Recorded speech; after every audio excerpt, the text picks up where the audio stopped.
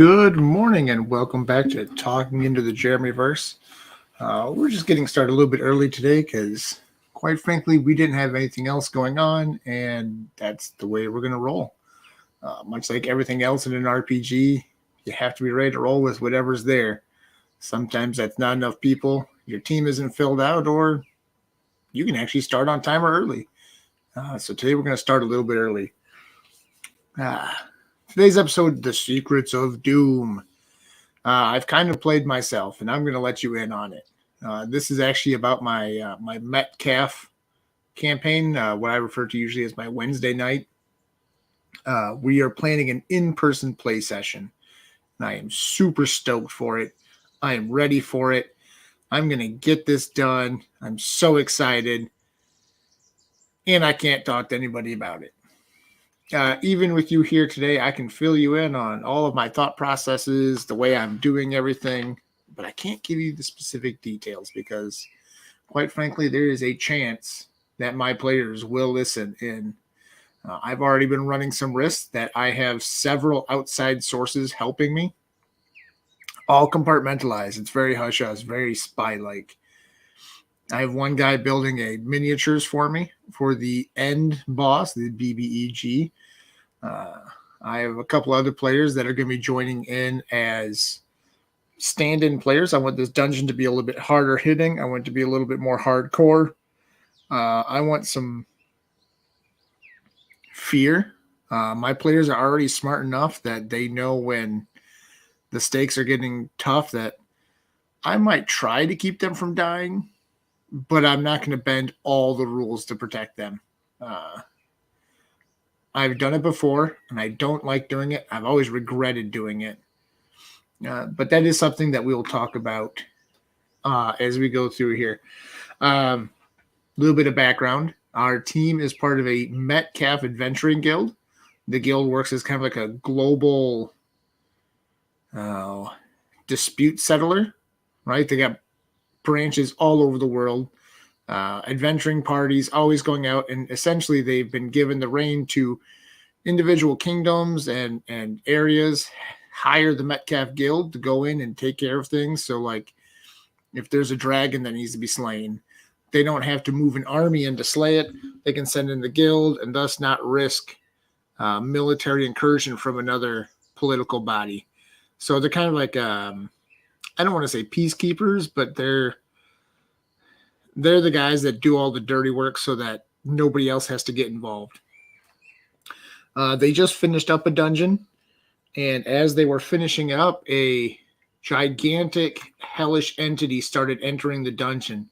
The players were looking for a way to collapse the dungeon behind them. I already had one in place.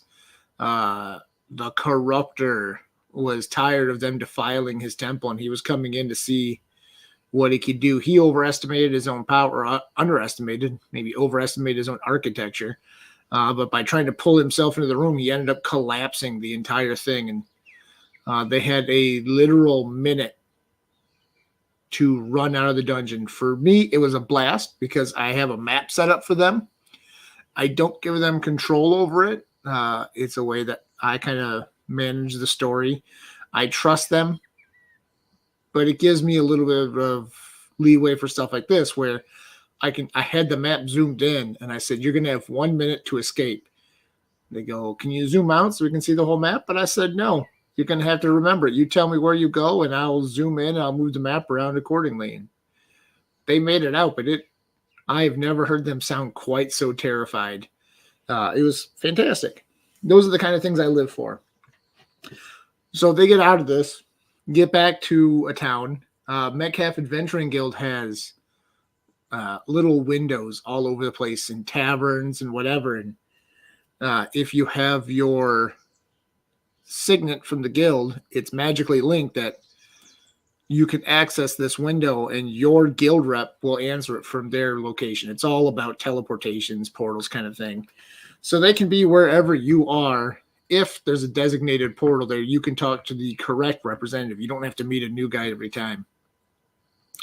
So they're talking to their rep, Hans Gruber, and he's kind of playing them along of, oh, well, that's impressive. I don't recognize these things.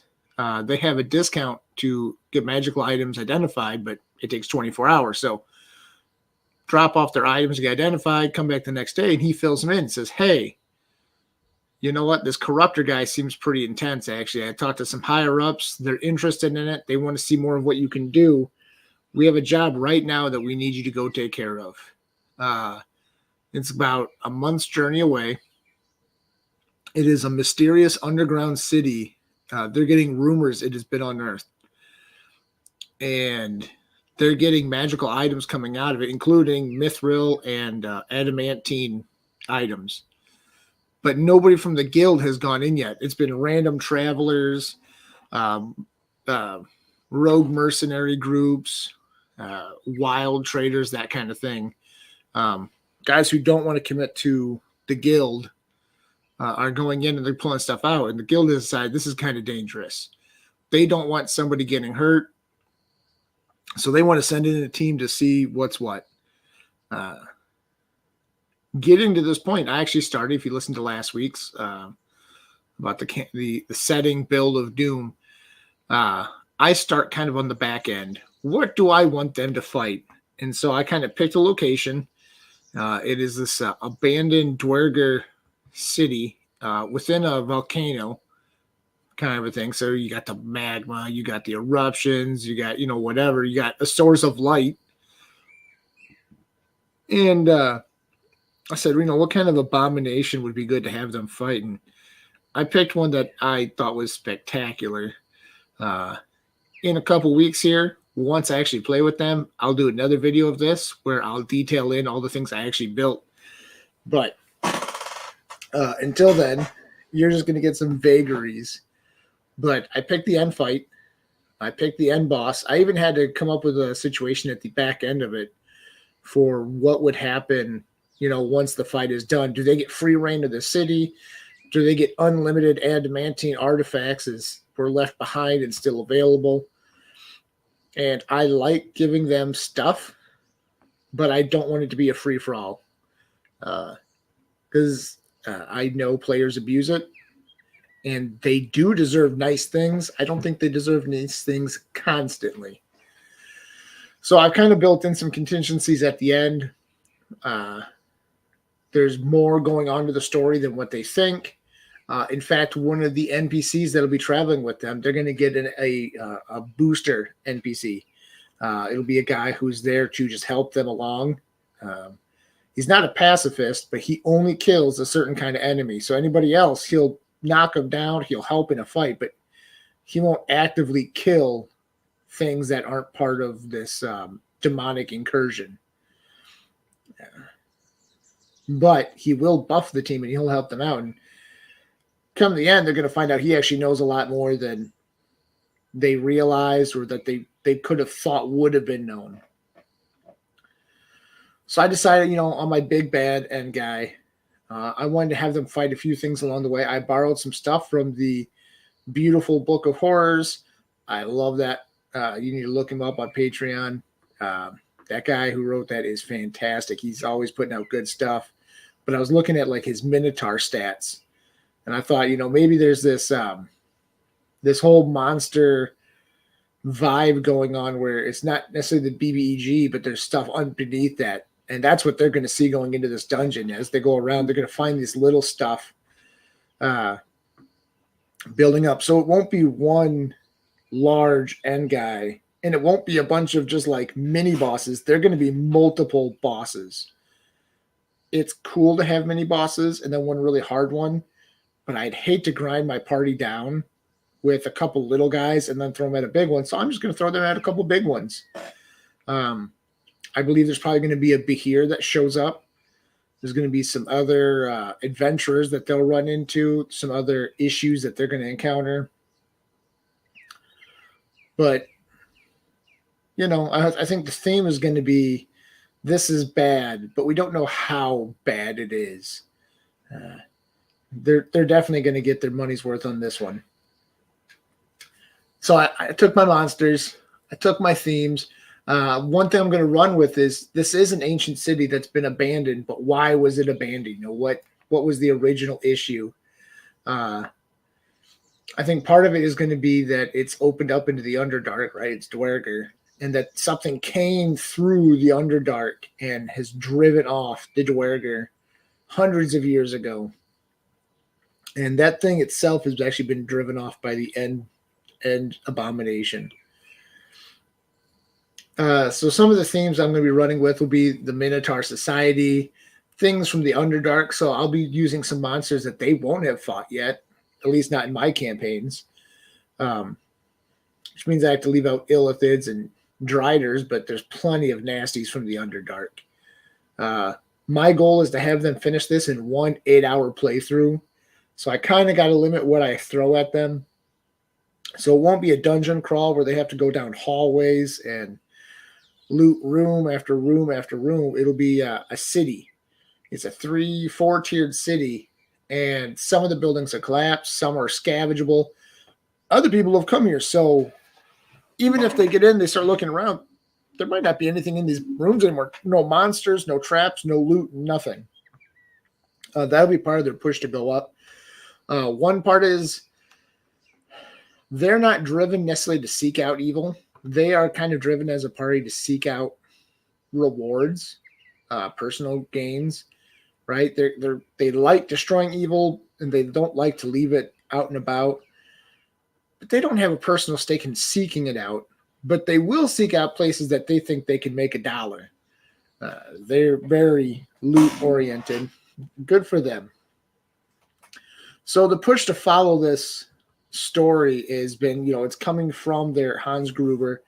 He's given them the hook. We're looking into you. We think you have some potential. Go ahead and move on up, move on out. One aspect of that comes from the Metcalf Guild. We said it's a 3-tiered guild, but there's kind of like a 4th tier that you have to get nominated into. You have to get a sponsor to bring you in. And so they haven't realized it because, players don't always pay attention, but a sponsor is looking at them and wants them in this next tier. So they're getting egged on into this mission with the idea that they'll be moving up a tier at some point, which will add them to more storyline, more gold, more gifts. The hook to get them really into it is going to be if they feel that they're being deceived by somebody else, not the guild, but somebody else. They like revenge, even if it's over something really petty. I watched that they were going to murder a town mayor, essentially, because he was taking dirty money from somebody, even though the mayor literally was using the dirty money to improve the town. They still didn't like how dirty he was. They were going to take him for a run on it. So here they're actually going to get an NPC they'll run into, just some rando that's going to kind of tip the scales a little bit in their wanting to go. They're going to see some of the loot that comes out of this town or this city, and they're going to go for it. And they're not going to like some of the things they find, and they're going to come back after this guy. It's going to be great. So I want to set kind of an emotional goal for them. I want them to have a buildup of camaraderie, friendship. Maybe we don't have to slay everything we run into, but at the same time, some of these are just straight up monsters. Like there's no way around it. So they might be able to let other adventurers come and go. But if they're coming up against, say, just monsters, minotaurs or whatever, they're probably just going to kill them outright, which is fine. That's why they're there. But let them get that adventurous high. We're doing the right thing. We're doing good. Look at how well we are. And I want to build them up all the way through. So we've expanded the team size for this. There are 5 players, and we'll actually be up to 7 players and an NPC. So 8 people on the team. So the CR for this is going to be all kinds of wonky. I'm just kind of throwing mud at them and seeing what sticks. If it goes too easy, I'll probably just throw a couple more things at them. If it seems to be going too hard, I typically build in some freebies, like a well of healing or something, or maybe they find a couple healing potions that are kind of built in as just in case. In fact, Hans Gruber gave them, I think, like 8 healing potions or 6 healing potions, just common healing potions. But it's, hey, if you got to come back from 2 HP, any hit point is worth it. So I want to give them a little bit of a helping hand at the same time. It'll be rewarding for them if they took some tactic into this. So it will be bigger monsters. There will be more of them. But if they plan ahead, hey, we can see this coming up. We're going to hide. We're going to avoid these fights, but we're going to really jump into these ones and take them out where we can. So there are goals for them to achieve, and it will be fairly obvious to them where it's like, oh, you're in this part of the city and this happens. And, oh, we can see that the next part of the city is a bigger monster, that this is the guy that's controlling it. So they'll have very clear objectives. Oh, hey, this person's been just straight up butchering adventurers that come in here. This is dangerous.